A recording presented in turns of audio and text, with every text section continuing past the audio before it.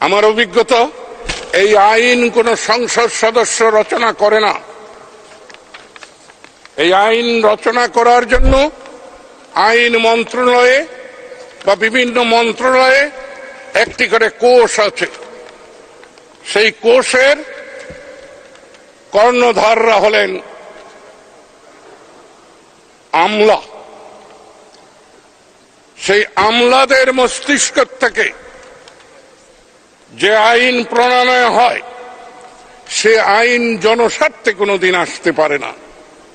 কারণ আমাদের যে শিক্ষা ব্যবস্থা, শিক্ষা পদ্ধতি, শিক্ষার যে ধারা, শিক্ষার যে ধারণা, সেই ধারণাটি ইংরেজ কর্তৃক।